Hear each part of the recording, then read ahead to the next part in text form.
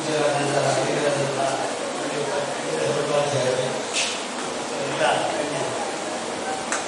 ಉಪಾಧ್ಯಾಯರು ನಾನು ಪೂರ್ಣಪ್ರಜ್ಞ ಸಂಧ್ಯಾ ಕಾಲೇಜಿಗೆ ಹೋಗಿರುವಾಗ ಕನ್ನಡ ಅಧ್ಯಾಪಕರಾಗಿದ್ದೆ.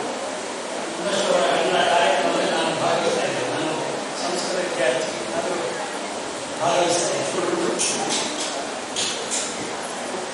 ಎಲ್ಲ ಹೆಚ್ಚಿನ ಅಧ್ಯಾಪಕ ಅಧ್ಯಾಪಕಿಯರು, ವಿದ್ಯಾರ್ಥಿನಿಯರು ಭಾವನೆಯವರ ಒಂದು ಪುಸ್ತಕದ ಕಥಾಸಂಕಲನ, ಅದರ ಬಿಡುಗಡೆಯ ಕಾರ್ಯಕ್ರಮ. ಈ ಕಾರ್ಯಕ್ರಮದಲ್ಲಿ ಎಲ್ಲ ಹಿರಿಯರು ಮಾತನಾಡಿದ ಮೇಲೆ ಕೊನೆ ಗಳಿಗೆಯಲ್ಲಿ ನನ್ನ ಆಗಮನ ಆಯಿತು. ನನ್ನ ನಿರೀಕ್ಷಿತ ಆಯಿತು. ನಿಮಗೆ ಸ್ವಲ್ಪ ಬೇಸರವೂ ಆಗಿರಬಹುದು, ಹೇಗೆ ಹೋಗಿದ್ದಾರೆ ಆಯಿತು. ಆದರೂ ಈ ಕಾರ್ಯಕ್ರಮವನ್ನು ನೋಡ್ತಾ ಇದ್ದೀರಿ.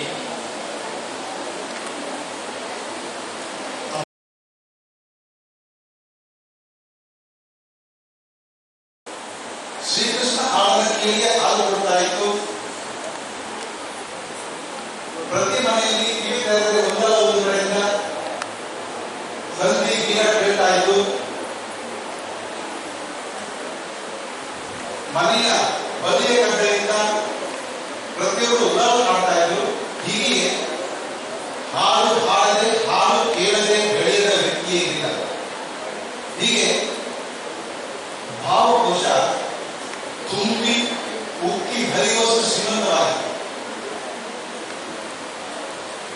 ಕೇವಲ 50 ವರ್ಷದಲ್ಲಿ ನಾವು ಎಷ್ಟು ದೂರ ಬಂದಿದ್ದೇವೆ.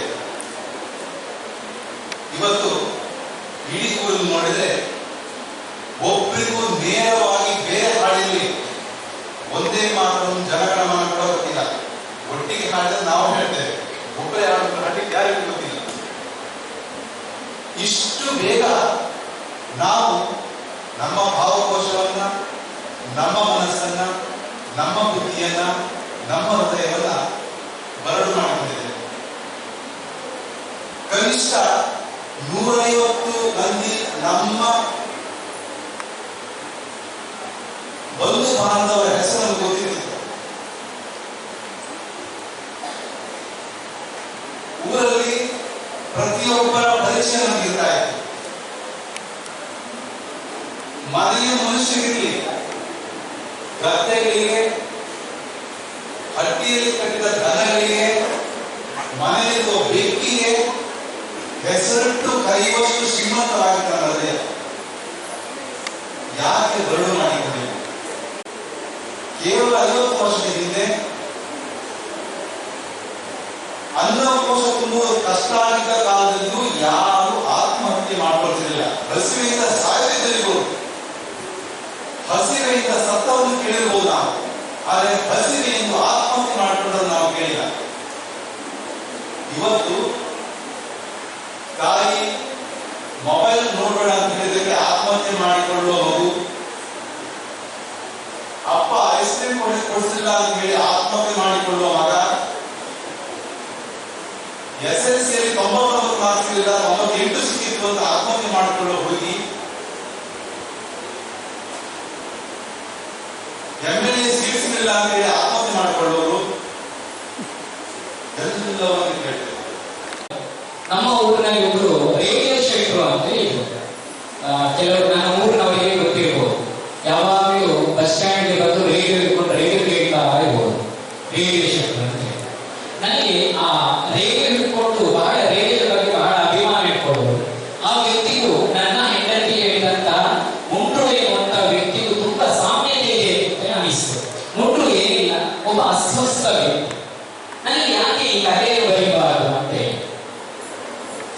ಬಹಳ ದಿನದಿಂದ ಯೋಚನೆ ಮಾಡ್ತಾ ಇದ್ದೆ. ಒಂದಿಷ್ಟು ಯೋಚನೆ ಮಾಡ್ತಾ ಇರುವಾಗ ಮುಂಡ್ರು ನನ್ನ ಕಥೆಗೆ ಸ್ಫೂರ್ತಿಯಾದ. ಮುಂಡ್ರು ಇವತ್ತು ಇದ್ದಾನ ಇರೋ ಗೊತ್ತಿಲ್ಲ, ಅವನು ಮಣ್ಣಲ್ಲಿ ಮಣ್ಣಾಗಿದ್ದಾನೆ. ಖಂಡಿತ ಮುಂಡ್ರು ಇದ್ದಾರೆ.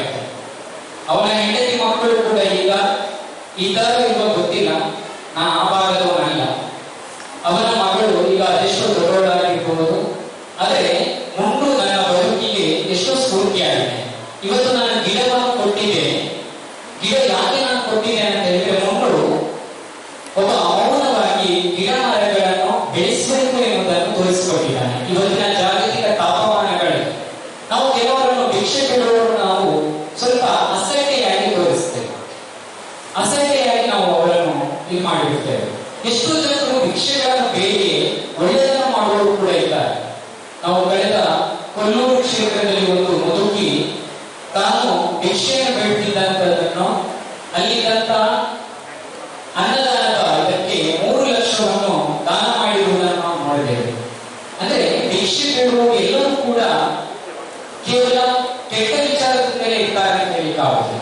ನೀವು ಮುಂಡ್ರು ಕಥೆಯನ್ನು ಓದಿದಾಗ ಗೊತ್ತಾಗ್ತದೆ, ಮುಂಡ್ರು ನನ್ನ ಜೀವನದಲ್ಲಿ ಬಹಳ ಪರಿಪೂರ್ಣನಾಗಿದ್ದಾನೆ.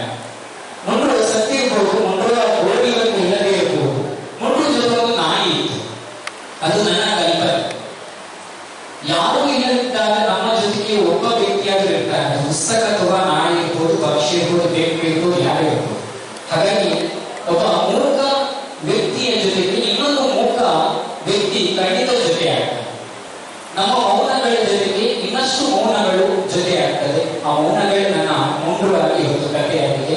ಮುಂಡ್ರ ಜೊತೆಗೆ ನನ್ನ ಅನೇಕ ಕಥೆಗಳು ಅದರಲ್ಲಿದೆ. ಕಂಡು ಕಾಣದವರಿದೆ, ತುಂಡಜ್ಜಿಯ ಪಟ್ಟೆ ಜಾಗ ಅಂತ ಇದೆ, ಹಾಗೆ ಸೀತಕ್ಕ ಅಂತ ಹೇಳಿದೆ, ಹಾಗೆಯೇ ಇನ್ನಷ್ಟು ಸೀಮಂತ ಅಂತ ಹೇಳಿ ಕಥೆಗಳಿದೆ. ಈ ಎಲ್ಲ ಕಥೆಗಳು ನನ್ನ ಸುತ್ತಮುತ್ತ ಕಂಡಿರುವಂತಹ 10 ಮುಖಗಳ ಒಂದು ದರ್ಶನಗಳಷ್ಟೇ. ಈ ಮುಂಡ್ರು ಎನ್ನುವಂಥದ್ದು ಯಾಕೆ ಟೈಟಲ್ ಕೊಡಬೇಕು ಅಂತ ಹೇಳಿದಾಗ, ನಾನು ಮುರಳೀಧರ ಉಪಾಧ್ಯಾಯರ ಗುರುಗಳ ಬಳಿಗೆ ಹೋದಾಗ, ಅವರ ಮನೆಗೆ ಹೋದಾಗ ನನಗೆ ಬಹಳ ಕಳೆದ 1 ವರ್ಷದಿಂದ ಹೇಳ್ತಾ ಇದೆ, ಸರ್ ನನಗೆ ಮಾನಸಿ ಸುಧೀರ್ ಮೇಡಮ್ ಅವರ ಹತ್ರ ಒಂದು ಇಂಟರ್ವ್ಯೂ ಕೊಡಿ ಸರ್ ಅಂತ ಹೇಳಿದಾಗ, ಎಷ್ಟು ಒಂದು 2 ವರ್ಷದಿಂದ ನಾನು ಅವರ ಹತ್ರ ಕೇಳ್ತಾ ಇದ್ದೇನೆ.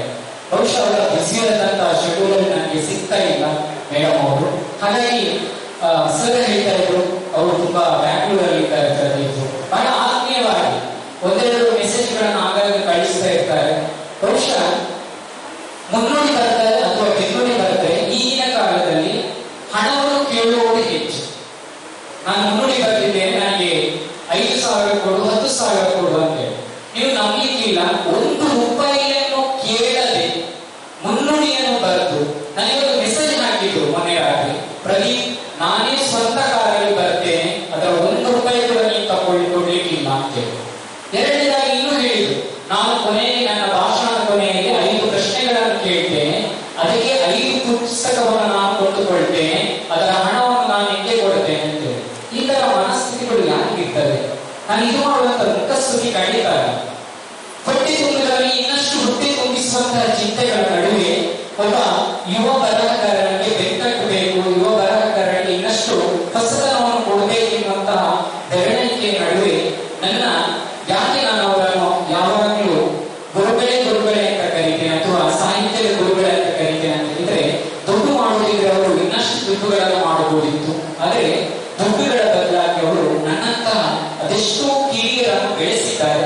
ಅಂತಹವರನ್ನು ನಾನು ಹೇಗಪ್ಪ ಮರೆಯುವುದು? 1 ಬಾರಿ ಅವರಿಗೆ ಸನ್ಮಾನಿಸಿದ್ರೆ ಸಾಕ, 1 ಬಾರಿ ಹೊಗಳಿದ್ರೆ ಸಾಕ. ಗದ್ದವನ್ನು ಹೇಳಿದ್ರೆ ಅದು ಪರಿಮಳವನ್ನು ಬೀರಿದ ಹಾಗೆ ಅವರ ಜೊತೆಗೆ ನಾನು ಬೆರೆತಷ್ಟು ಇನ್ನಷ್ಟು ನಾನು ಬಳಲ್ತಾ ಇದ್ದೇನೆ. ದಿನ ಹೋದಾಗ ನಾನು ಆಗ್ತಾ ಇದ್ದೇನೆ. ಇದಕ್ಕೆ ಕಾರಣ ಅಂತ ಹೇಳಿದ್ರೆ ಇಂತಹ ಹಿರಿಯರ ಒಡನಾಟ. ನನಗೆ ನಿಜ ಹೇಳ್ತೇನೆ, ನನ್ನ ಕಾಂಟ್ಯಾಕ್ಟ್ ಅಲ್ಲಿ ಒಟ್ಟಾರೆ 2,500 ಕಾಂಟ್ಯಾಕ್ಟ್ ಲಿಸ್ಟ್ ಇದೆ. ನಿಜ ಹೇಳ್ತೇನೆ, ನನ್ನ ಮೊಬೈಲ್ ಅಲ್ಲಿ 2,500 ಸಮಥಿಂಗ್ ಕಾಂಟ್ಯಾಕ್ಟ್ ನಂಬರ್ ಇದೆ. ಆದ್ರೆ ದಿನವಿಡೀ ಮಾತನಾಡುವವರು ಒಬ್ಬರು ಇಲ್ಲ.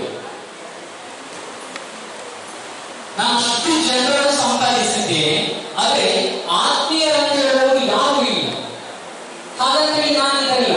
ನನಗೆ ಅನಿಸ್ತು, ಗಂಟೆಗಟ್ಟಲೆ ಮಾತಾಡಿಕೊಂಡು ಗಂಟೆಗಟ್ಟಲೆ ಸುತ್ತಾಡಿಕೊಳ್ಳುವಂತ ನಡುವೆ ಅದು ಬದುಕಲ್ಲ, ಅವರವರ ಬದುಕಿನ ನಡುವೆ. ನನಗೆ ನಾನು ಹೇಳ್ತಾ ಇದ್ದೇನಪ್ಪ, 2,000 ಸಮಥಿಂಗ್ ಇದೆ.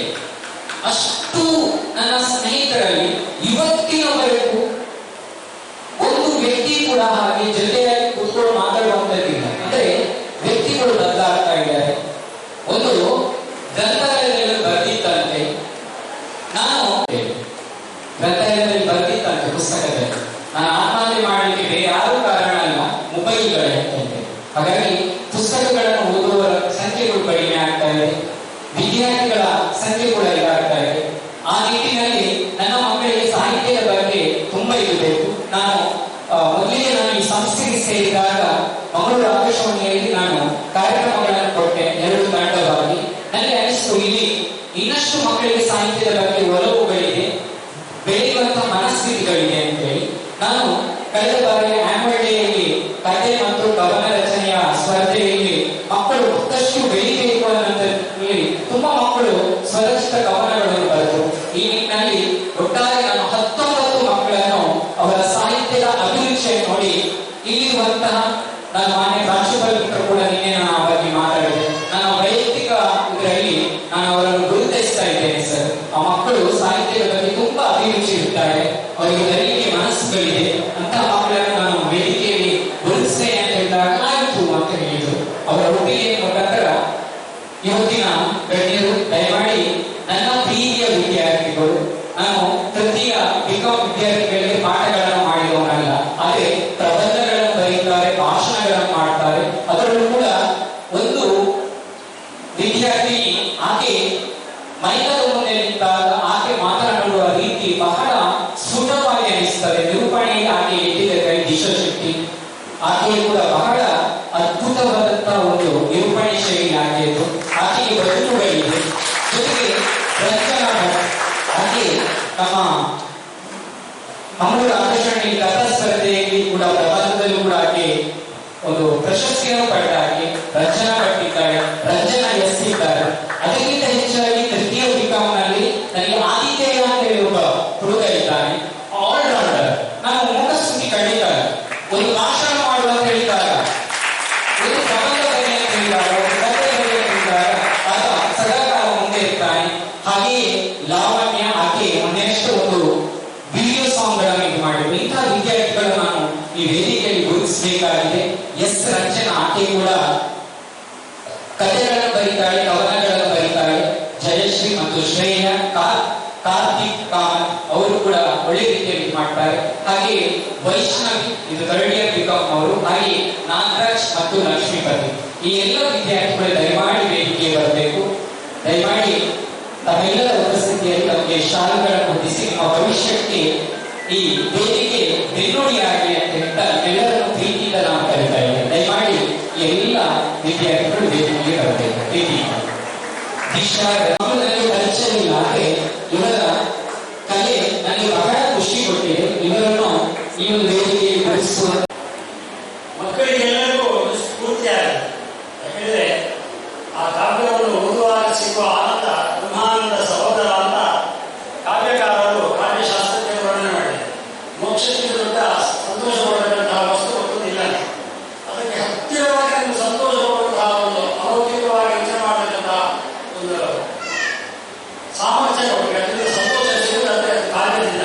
ಹಾಗಾಗಿ ಪ್ರತಿಯೊಬ್ಬರಿಗೂ ಬ್ರಹ್ಮಾನಂದ ಸಹೋದರನ ಪರಿಚಯ ಆಗಿ ಆ ಮೂಲಕ ಆನಂದ ಸಿಗಲಿ.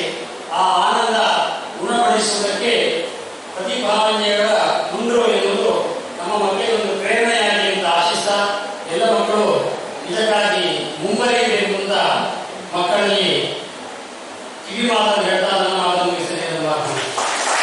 ಮಾತನಾಡಿದ್ದಾರೆ. ಈಗಾಗಲೇ ಅವರ ಕೃತಿ ಲೋಕಾರ್ಪಣೆಗೊಂಡಿದೆ.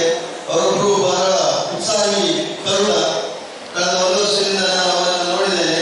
ಯಾವುದೇ ಒಂದು ಕೆಲಸವನ್ನು ಕೊಟ್ಟರು ಕೂಡ ಅದನ್ನು ಸಮರ್ಥವಾಗಿ ಸ್ವೀಕಾರ ಮಾಡಿ ಅದನ್ನು ನಿರ್ವಹಿಸಿ ತೋರಿಸಿದ್ದಾರೆ.